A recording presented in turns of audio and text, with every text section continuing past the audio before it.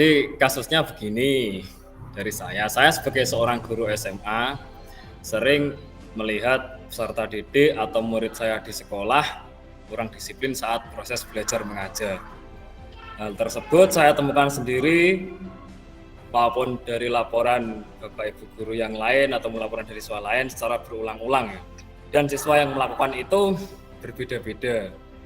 Pelanggaran tata tertib tersebut sangat beragam, mulai dari yang sifatnya ringan sampai yang sifatnya berat. Pelanggaran tersebut diantaranya membolos saat jam pelajaran dengan izin ke kamar mandi tapi tidak kembali-kembali, makan di kantin saat jam pelajaran, bentuk potongan rambut yang tidak sesuai dengan peraturan sekolah, memakai sepatu yang tidak berwarna hitam atau gelap, memakai make up tebal bagi siswi perempuan, memakai sandal saat belajar di kelas, dan mencoret-coret tembok di kamar mandi dengan kalimat yang tidak baik. Dan setelah melihat peristiwa tersebut selama atau berulang kali, kemudian menerima laporan dari peserta didik ataupun dari Bapak Ibu guru lain bahwa si anak A dan B melakukan pelanggaran tata tertib, saya seperti langsung ingin marah, mulai naik hitam. Kemudian langsung masuk ke Kemudian saya langsung memarahi anak-anak yang melakukan pelanggaran. Iya Pak. Iya Pak. Siap. Nah, kemudian hal ini membuat saya dijuluki sebagai guru yang keras dan galak. Bahkan ada guru dan siswa yang melaporkan saya kepada kepala sekolah akibat dari saya yang terlalu keras terhadap peserta didik. Kemudian saya dipanggil oleh kepala sekolah untuk diberikan teguran. Nah, itu kasus saya. Kemudian saya ingin meminta bantuan Bu Uswa sebagai coaching untuk mencarikan solusi dari permasalahan yang saya alami.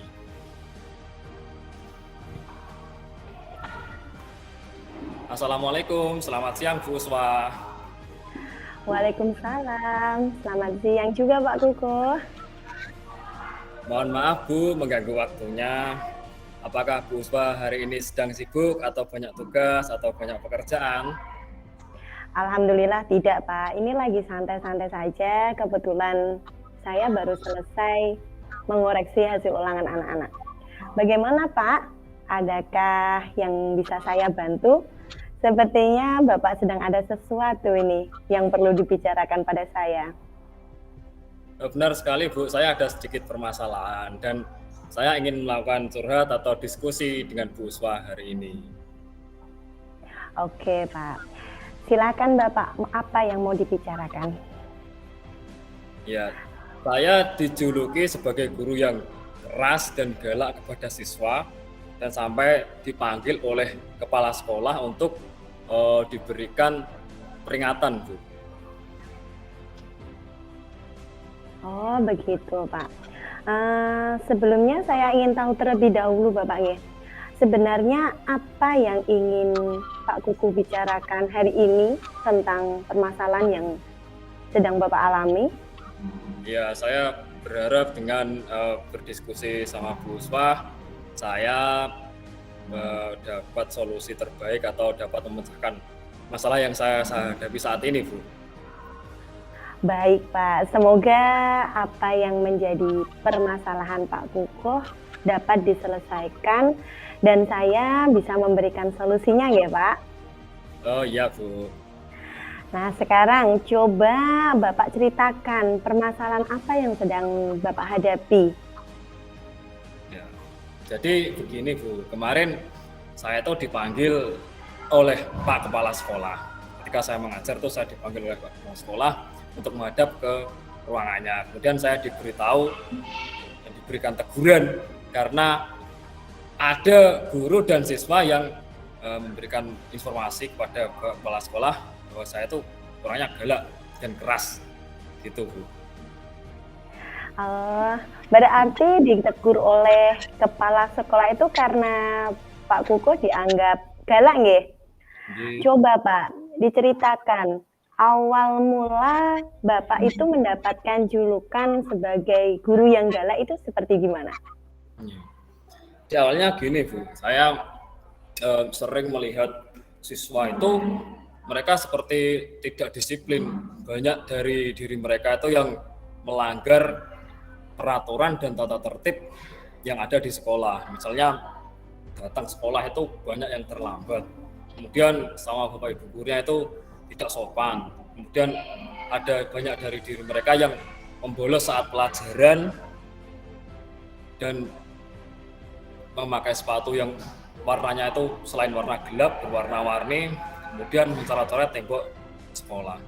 Karena itu mereka itu saya marahi dengan kata-kata saya, dan mungkin setelah itu mereka merasa tidak terima dan melaporkan saya kepada kepala sekolah gitu. Oh begitu Pak.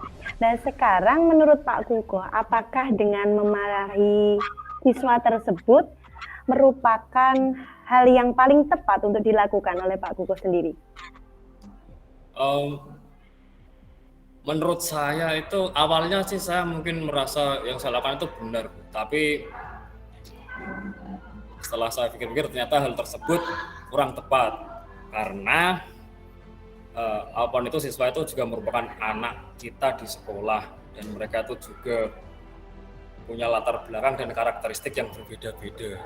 Selain itu, ketika saya memarahi mereka itu, hati nurani saya juga berkata, kok saya marah kepada mereka kok ini. Jadi hal itu membuat saya merasa bersalah kalau tindakan yang saya lakukan itu ternyata tindakan yang kurang tepat.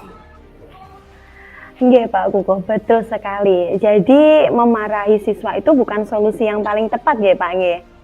Karena hal tersebut kan akan membuat siswa menjadi takut terhadap Pak Kuko dan akan membebani psikologis mereka. Jadi kita sebagai guru harus membimbing dan menuntun siswa kita dengan baik. Ya kan Pak ya? Serta kita juga harus menjadi teladan yang baik juga bagi mereka. Nah sekarang menurut Pak Kuko, bagaimana penilaian Bapak terhadap tindakan yang telah jenengan lakukan selama ini? Iya, jadi seperti tadi awalnya tuh saya berpikir kalau tindakan saya itu benar, tapi setelah berjalannya waktu, jadi saya mulai merasa bahwa tindakan ini tidak tepat, maka saya harus berusaha untuk merubah apa yang telah saya lakukan selama ini, apa yang telah membuat siswa itu takut kepada saya karena saya sebagai guru yang galak atau guru yang keras, dan saya harus berubah menjadi guru yang lebih baik dari sebelumnya. Bagus sekali itu Pak. Kalau begitu, apa rencana jenengan setelah adanya diskusi ini? Ya, jadi setelah ini saya mungkin akan menjadwalkan atau menemui Bapak Kepala Sekolah dan menjelaskan bahwa tindakan saya yang telah saya lakukan terhadap peserta didik itu tindakan yang kurang tepat, dan saya akan menemui peserta didik atau setiap saya mengajar di kelas yang saya ampu, saya akan meminta maaf atas apa yang telah saya lakukan saat ini kepada mereka. Hebat sekali Pak Kuko. Lalu Pak, bagaimana jenengan akan memperbaiki cara untuk menegur siswa yang tadi yang kurang disiplin, seperti mencoret tembok tadi, terus memakai sepatu yang berwarna? Itu bagaimana Pak cara memperbaikinya? Nah itu Bu, saya itu masih agak bingung bagaimana cara mengatasi masalah tersebut Bu. Bagaimana tuh Pak solusinya ya? Mungkin kita sebagai guru memberikan contoh terlebih dahulu nggih Pak? Iya. Misal kita dalam berpakaian ya Pak ya. Guru itu berarti dalam berpakaian kan juga harus berpakaian dengan sopan. Atau dengan yang lain, misal guru itu dalam memakai sepatu kan biasanya juga dilihat, apalagi guru zaman sekarang itu biasanya sepatunya itu pernak-pernik berwarna-warni Pak. Itu mungkin juga menjadi salah satu contoh dari anak-anak.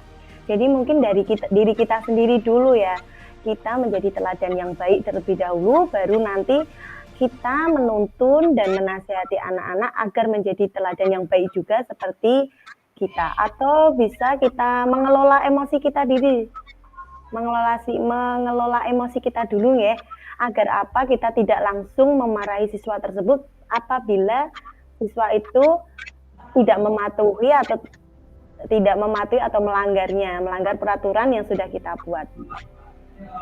Menurut Pak Kukuh nih, jadi bagaimana atas solusi yang saya berikan tadi? Ya, terima kasih solusinya Bu Uswa. Nanti saya akan mencoba menerapkannya. Jadi pertama harus dari diri kita sendiri untuk berkomitmen berusaha menjadi seorang guru yang lebih baik. Kita harus memberikan contoh, memberikan suri tauladan yang baik. Ya, karena ada slogan bahwa guru itu adalah seorang yang digugu dan ditiru. Jadi betul sekali. Seperti semboyan dari Ki Hajar Dewantara ya Bu. Ing arsa Suntulodo ing Madya Mangun Karso dan Tuturi Handayani. Jadi saya akan melakukan itu dan insya Allah saya akan amanah dalam menjalankannya dan berusaha menjadi guru yang lebih baik lagi ke depannya. Oh, hebat sekali. Menurut Pak Kukuh sekarang, kekuatan apa yang ada pada diri Pak Kukuh untuk mengatasi permasalahan yang sedang dihadapi? Nah, jadi sebenarnya gini Bu, saya itu sangat ingin memahami murid dan saya ini ingin melakukan pendekatan pembelajaran yang berpihak pada murid. Tapi karena mereka itu mungkin beragam, sangat beragam dan saya kurang memahami mereka. Jadi saya tidak bisa melihat adanya potensi-potensi yang ada dalam diri siswa. Misalnya mungkin ada anak yang pada saat itu tuh mereka boring atau bosan dalam pelajaran. Jadi kita harus berpikir apa yang harus dilakukan oleh seorang guru ketika pelajaran supaya anak-anak itu tidak bosan. Jadi kita harus membuat media pembelajaran yang menarik, harus mampu memotivasi siswa supaya mereka bisa lebih baik lagi. Kemudian mungkin ada mereka itu yang istilahnya nggak ikuti pelajaran, bolos ya, ngeblong ya Bu. Itu mungkin mereka tidak suka pelajaran yang eksak atau mereka ingin pelajaran yang olahraga. Jadi kita harus menjembataninya dengan mengarahkan mereka itu untuk mengikuti kegiatan ekstrakurikuler olahraga. Misalnya yang suka pencak silat kita arahkan ke pencak silat, yang suka futsal kita arahkan ke futsal, yang suka taekwondo kita arahkan taekwondo, kan gitu. Saya gitu. Bagus sekali Pak ya. Berarti kita harus menanamkan karakter anak dulu ya. Kita harus mengetahui minat, bakat dan kemampuannya ya. Iya. Nah, sekarang Pak, dari solusi jenengan tadi, apakah Bapak akan melakukan itu dengan seorang diri? Tentu saja tidak bisa Bu. Maka saya dalam melakukan solusi penyelesaian permasalahan terhadap anak didik, kita harus berkolaborasi. Misalnya ada anak didik yang bermasalah, kita harus berkolaborasi dengan guru BK atau bimbingan konseling. Mereka dibimbing ke arah yang lebih baik. Kemudian untuk menjembatani mereka menjadi atau menyalurkan bakat, minat dan kemampuannya, misalnya mereka suka olahraga futsal, nanti saya berkoordinasi dengan guru olahraga mengarahkan mereka untuk mengikuti ekstra futsal sehingga potensi mereka tersalurkan. Kemudian untuk mengatasi masalah yang siswa kurang berminat terhadap pelajaran, terutama pelajaran saya sendiri, mata pelajaran geografi SMA. Jadi saya akan berkolaborasi dengan rekan sejawat ataupun dalam forum MGMP geografi untuk membuat media pembelajaran yang menarik, untuk membuat siswa itu perhatiannya menjadi fokus terhadap mata pelajaran saya sendiri dan mereka itu menjadi termotivasi, meningkatkan minat mereka, niat mereka untuk belajar mata pelajaran saya. Wah, menarik sekali Pak. Nah, sekarang bagaimana Pak? Apakah jenengan sudah mendapatkan solusi dari permasalahan tadi? Iya Bu, saat ini sudah mendapatkan sedikit gambaran atau sedikit pencerahan untuk permasalahan ini. Bagaimana perasaannya sekarang Pak? Ya, saya sudah merasa sedikit lega setelah kita berdiskusi Bu, bercurhat hari ini. Alhamdulillah. Kalau sekarang Pak Kukuh sudah agak lega, sudah tenang terhadap permasalahan yang telah dihadapi. Lalu dari solusi yang sudah Pak Kukuh rencanakan tadi, komitmen apa yang akan Pak Kukuh lakukan? Ya, jadi gini Bu, saya terinspirasi dari seorang kiai yaitu Kiai Haji Abdullah Gimnastiar atau kita menyebutnya Agim ya. Dia memberikan slogan yaitu 3M.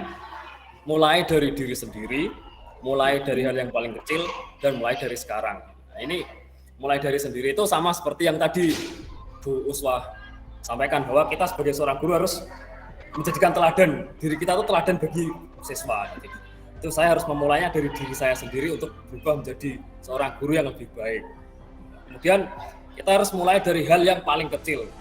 Hal yang paling kecil itu apa? Misalnya kita harus meningkatkan kesabaran, kita harus memahami karakteristik siswa. Jadi, sebagai seorang guru kan kita harus punya kompetensi seperti itu, kompetensi manajemen diri dan manajemen sosial atau kesadaran sosial kita dalam mendidik. Kemudian 3M yang ketiga itu adalah mulai dari sekarang. Jadi ketika kita sudah punya rencana, maka kita harus bisa mulainya segera mungkin. Gitu, Bu. Idenya sangat bagus sekali, Pak. Jadi saya terinspirasi juga dengan Bapak Kuko. Semoga masalah yang sedang dihadapi Pak Kuko dapat terrealisasikan. Dan setelah ini Pak Kuko dapat bekerja dengan suasana hati yang tenang dan penuh semangat, sehingga proses pembelajaran yang dilakukan Pak Kuko dapat berpihak pada murid, dan semoga murid juga merasa senang dengan Pak Kuko dan tidak merasa takut lagi. Ya, terima kasih Bu Ulfa. Alhamdulillah atas bimbingannya, atas diskusi kita dan coaching kita hari ini. Semoga kita semua mampu menjalankan tugas kita sebagai seorang guru dengan amanah dan dapat bermanfaat bagi anak didik, bagi masyarakat, dan bagi bangsa dan negara. Ya, terima kasih Bu Ulfa atas. Terima kasih juga Pak. Semoga kita dapat melakukan diskusi lagi tentang permasalahan kita yang kita hadapi dalam sehari-hari, ya Pak ya. Oke, Bu, siap.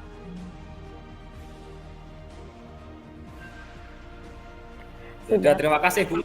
Assalamualaikum warahmatullahi wabarakatuh. Waalaikumsalam Pak, sama-sama.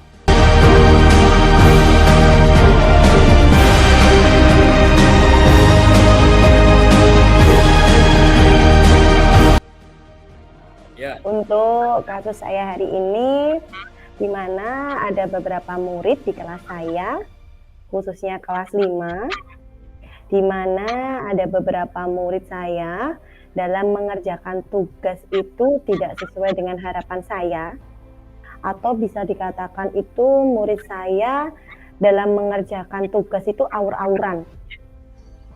Yang penting selesai dalam mengerjakan tugasnya. Jadi saya sebagai guru kelas 5 agak merasa jengkel dan sedih, terkadang juga marah, karena apa? Murid tersebut tidak mampu menyesuaikan dengan teman yang lain dalam kesehariannya. Jadi saya di sini meminta bantuan kepada Pak Kuko untuk mencarikan solusi dari permasalahan yang saya hadapi. Assalamualaikum, selamat siang Pak Kuko. Waalaikumsalam, selamat siang Bu Uswah. Bagaimana kabarnya Pak? Lama sekali kita tidak berjumpa. Alhamdulillah, kabar saya baik Bu. Gimana dengan Bu Uswah sendiri? Alhamdulillah juga baik Pak. Mohon maaf Pak, hari ini saya mengganggu waktunya Bapak. Apakah Pak Kuko hari ini sedang sibuk? Alhamdulillah tidak Bu, ini lagi santai. Kebetulan saya baru saja selesai mengajar anak-anak dan mengoreksi tugas-tugasnya. Bagaimana Bu? Kelihatannya ada sesuatu, ada yang saya bantu. Sepertinya Bu Uswah sedang gelisah. Oke. Benar sekali Pak. Saya itu ada sedikit permasalahan tentang murid saya Pak. Di mana ketika mengikuti pembelajaran di kelas bersama saya, anak tersebut itu tidak mengerjakan tugas, atau dikatakan dia itu mengerjakan tugas tapi tidak dengan tanggung jawabnya atau dengan aur-auran saja, dengan alasan katanya yang penting selesai dan tidak dimarahi oleh saya. Jadi saya di sini membutuhkan teman atau curhat Bapak tentang permasalahan yang sedang saya hadapi, agar saya mendapatkan solusinya. Oh gitu, gitu. Jadi permasalahan tentang siswa yang mengerjakan tugas dengan semaunya sendiri, tidak sendiri. Baik Bu, sebelumnya saya ingin tahu sebenarnya apa harapan yang ingin Bu Uswah dapatkan dari diskusi kita ini, atau tujuan apa yang ingin Bu Uswah capai pada hari ini? Iya Bapak, untuk tujuan yang saya harapkan di sini Bapak, semoga dengan kita berdiskusi hari ini saya mendapatkan jalan keluar terhadap permasalahan yang telah saya hadapi dalam proses pembelajaran.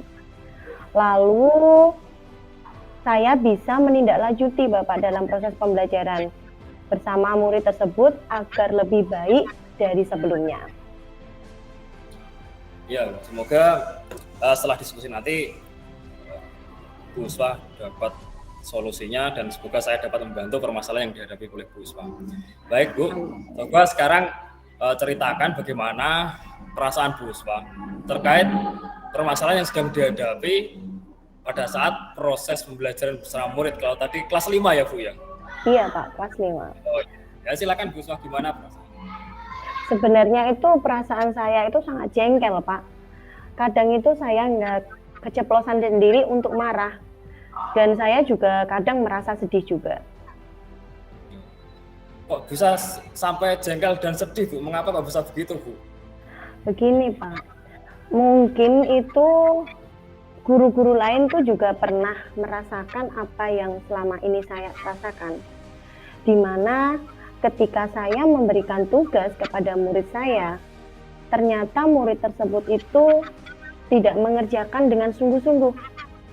Dia itu lebih banyak mengobrol dengan temannya, terus bercanda dengan teman sebangkunya, dan kadang itu murid saya juga mengganggu teman yang lain, Pak. Atau tidak, atau yang kata lainnya itu di kelas saya itu kebanyakan anak laki-laki ya, Pak. Di sana itu dari 17 anak, 5 anak itu perempuan, yang 12 laki-laki. Jadi itu dia sering dalam proses pembelajaran itu sering jalan-jalan sendiri, Pak. Saya juga merasa sedih itu ketika murid saya itu tidak memahami materi yang sudah saya sampaikan. Padahal saya juga sudah berusaha semaksimal mungkin, Pak, dalam menjelaskan materi tersebut. Oh, oke. Jadi begitu, nggih. Sekarang saya mau bertanya lagi tentang yang setelah jenengan lakukan selama ini, apa yang telah jenengan upayakan sebagai seorang guru dalam kegiatan belajar mengajar dengan murid ketika di kelas, khususnya di kelas 5 tadi. Oh iya Pak, kalau saat proses pembelajaran kan sebelumnya saya sudah menyusun sebuah RPP ya Pak. Jadi dalam proses pembelajaran kan saya tetap mengacu rencana pelaksanaan pembelajaran saya kan RPP tersebut. Saya juga sudah menyusunnya sesuai dengan kebutuhan murid saya, dari kesiapannya, dari minatnya, ataupun dari profil murid tersebut. Sebenarnya saya juga tahu Pak, kalau murid saya itu mampu mengerjakan tugas-tugasnya. Tapi dia itu terkadang tidak bisa mengontrol dirinya. Jadinya saya merasa jengkel dan kadang marah pada murid tersebut. Oh begitu ya. Nah sekarang Bu Ulfa pikirkan lagi, menurut Bu Uswah, apakah dengan jengkel dan marah pada murid itu merupakan solusi yang tepat dilakukan dalam pembelajaran jenengan, Bu? Sebenarnya juga tidak tepat, Pak. Karena apa? Ketika saya jengkel dan marah kepada murid itu, murid saya itu malah berulang kali melakukan hal-hal tersebut, akhirnya membuat saya itu jengkel terus.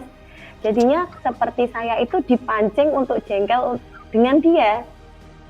Tapi kan saya sebagai guru nggih Pak, seharusnya saya bisa mengontrol dan mengelola emosi saya Pak ya ketika menghadapi peristiwa tersebut. Nah itu betul sekali Bu. Dengan mengontrol dan mengelola emosi dalam diri kita, kita akan mampu menuntun dan membimbing murid agar menjadi pribadi yang lebih baik lagi. Nah, sekarang menurut Bu Uswah, bagaimana penilaian Ibu terhadap tindakan yang telah Ibu lakukan selama ini? Untuk tindakan, mungkin selama ini saya sebagai guru belum mampu Pak memberikan teladan yang baik bagi murid saya. Saya ya masih membutuhkan banyak ilmu dan pengalaman agar saya bisa mendidik, membimbing, atau menuntun murid saya menjadi murid yang memiliki karakter yang baik, Pak. Itu dari apa yang telah Bu Uswah sampaikan, apa yang telah Bu Uswah jabarkan tadi, untuk kedepannya Bu, apa rencana yang akan dilakukan oleh Bu Uswah sendiri dalam pembelajaran di kelas? Untuk kedepannya, saya akan berusaha lebih baik lagi Pak. Mungkin dalam proses pembelajaran, saya juga akan menyiapkan berbagai metode atau strategi sesuai dengan minat, bakat, dan kemampuan murid saya. Saya juga akan memberikan pembimbingan individu mungkin ya Bapak kepada murid saya yang tadi yang sering mengerjakan tugasnya secara awur-awuran dan tidak sesuai dengan harapan saya. Selain itu, saya juga akan memvariasi gaya belajar murid saya agar mereka selalu terlibat aktif dalam proses pembelajaran. Nah, itu langkah yang sangat bagus sekali Bu yang diambil Bu Uswah itu. Nah, jadi itu seperti pembelajaran berdiferensiasi ya. Diferensiasi konten, proses, dan produk. Itu nanti mampu menarik minat, bakat, dan potensi siswa sehingga minat, bakat, dan potensi siswa itu akan berkembang lebih maksimal lagi. Lalu apakah ada hal lain yang harus dilakukan Bu? Sepertinya Pak, saya harus memberikan motivasi kepada murid saya yang bermasalah tadi agar dia itu memiliki semangat dalam belajar. Selain itu, saya juga akan berbicara kepada orang tua murid saya supaya orang tuanya itu juga ikut memantau dan membimbing anaknya ketika belajar di rumah. Ya Bu, itu langkah yang Ibu ambil itu sudah tepat sekali. Jadi tadi pembelajaran berdiferensiasi ya, sekarang pembelajaran sosial emosional. Jadi untuk meningkatkan potensi murid itu kita harus memegang dua cara pembelajaran tadi, pembelajaran berdiferensiasi dan pembelajaran sosial emosional. Itu mungkin yang dengan jelaskan itu juga menjadi inspirasi bagi diri saya sendiri sebagai pengajar. Nah, lalu bagaimana Bu perasaannya sekarang? Alhamdulillah Pak, sekarang saya merasa lebih plong. Jadi saya akan mengubah diri saya sendiri untuk menjadi lebih baik dulu, baru nanti saya akan implementasikan atau saya terapkan kepada murid saya atau rekan-rekan saya atau warga sekolah saya. Alhamdulillah kalau begitu Bu Uswah, kalau sudah merasa lega, sudah merasa tenang dari sebelumnya. Lalu dari apa yang sudah Bu Uswah rencanakan tadi, komitmen apa yang akan Bu Uswah lakukan untuk menjalankan rencana tersebut? Untuk dalam proses pembelajaran ya Pak ya, saya akan menyusun rencana pelaksanaan pembelajaran saya lagi yang mampu berpihak pada murid. Selanjutnya, saya akan memakai berbagai metode lagi, strategi lagi, maupun alat peraga yang mampu menarik perhatian murid saya. Selanjutnya, saya akan memilih dan memilah sesuai dengan kesiapan, minat, dan profil murid saya. Saya juga akan mengajak murid saya untuk aktif dalam pembelajaran dengan menggunakan berbagai permainan agar tidak bosan saat pembelajaran.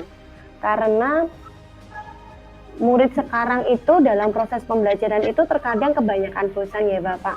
Jadi saya akan memberikan permainan agar dia tertarik kepada saya terlebih dahulu dalam proses pembelajaran. Ya, bagus sekali Bu rencananya ke depannya. Nah, jadi untuk menjalankan rencana dari Bu Uswa tersebut, dukungan apa yang jenengan butuhkan untuk melakukan komitmen tersebut, Bu? Nah itu Pak, itu juga dalam pikiran saya ya.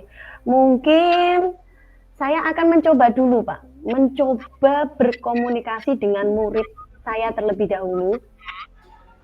Saya akan membuat sebuah kesepakatan kelas bersama murid-murid saya. Jadi nanti agar murid-murid saya itu memiliki sikap tanggung jawab terhadap apa yang menjadi kewajibannya. Selanjutnya saya akan berkolaborasi dengan rekan-rekan saya, maksudnya rekan-rekan guru yang lain, teman sejawat, dan kepala sekolah, Bapak, terhadap permasalahan-permasalahan yang saya hadapi ketika dalam proses pembelajaran. Dan saya juga akan berkomunikasi lagi dengan para orang tua, wali murid dari kelas saya, supaya mampu memberikan bimbingan yang lebih lagi ketika anak-anaknya berada di rumah. Mungkin itu Bapak dukungan. Ya, itu ide yang sangat luar biasa sekali, Bu. Semoga nanti bisa terrealisasikan ya. Jadi pertama membuat kesepakatan kelas untuk membuat siswa di dalam satu kelas itu menaati peraturan dan tata tertib yang berlaku, kemudian berkolaborasi dengan warga sekolah, baik itu dengan kepala sekolah ataupun dengan guru lain untuk membuat pembelajaran lebih baik, serta berkolaborasi dengan orang tua murid untuk membuat siswa itu belajar mandiri di rumah dengan lebih baik. Nah, semoga solusi-solusi tadi bisa dilakukan dengan baik ya Bu ya, sehingga kita dalam mengajar tidak lagi memiliki rasa jengkel dan marah pada murid kita bisa mengajar dengan perasaan tenang dan bahagia, karena murid kita itu adalah seperti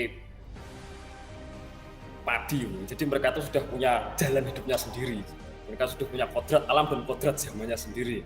Kita sebagai seorang guru harus mampu membimbing, menuntun dan mengarahkan mereka untuk menjadi pribadi yang merdeka secara lahir dan batin, gitu.